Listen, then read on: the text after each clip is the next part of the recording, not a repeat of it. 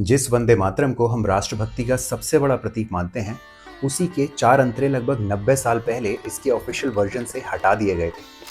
आखिर उन 4 अंतरों में ऐसा क्या था जिसे लेकर इतना बड़ा फैसला लेना पड़ा? वंदे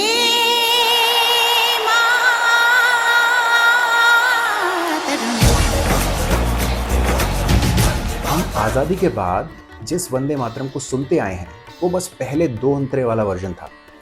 लेकिन इस साल वंदे मातरम के 150 साल पूरे होने के मौके पर वही 4 अंतरे फिर से इसके ऑफिशियल वर्जन का हिस्सा बन गए हैं। लेकिन बाकी 4 अंतरे हटाए क्यों गए थे? क्योंकि शुरुआती 2 अंतरों में मातृभूमि की प्रकृति और उसकी सुंदरता का वर्णन है, लेकिन आगे के अंतरों में भारत माता की तुलना दुर्गा, लक्ष्मी और सरस्वती जैसी देवियों से की गई है।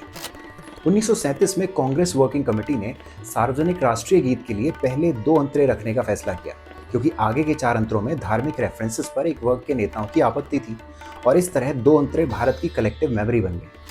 फिर 1950 में कॉन्स्टिट्यूएंट असेंबली ने वंदे मातरम को नेशनल सॉन्ग का दर्जा दिया और अब 2026 में कहानी का एक और बड़ा चैप्टर जुड़ गया है।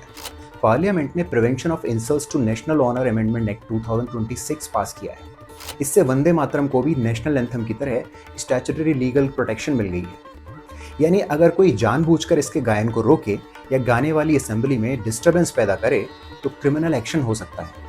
सजा 3 साल तक की जेल, फाइन या दोनों हो सकते हैं। लेकिन एक बात समझना बहुत ज़रूरी है, इसका मतलब ये नहीं है कि हर भारतीय को हर जगह वंदे मातरम गाना कंपलसरी कर दिया गया है। कानून जानबूझकर रोकने या डिस्टरबेंस पैदा करने को पनिश करता है।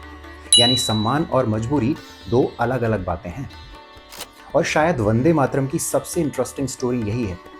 एक ही गीत जिसने कभी आज़ादी की लड़ाई में लोगों को जोड़ा, वही गीत बाद में एक डाइवर्स देश में सहमति और असहमति का भी सवाल बना। तो सवाल ये है कि एक देश अपने सिंबल्स और अपनी विरासत को कानून से सम्मान देता है या दिल से?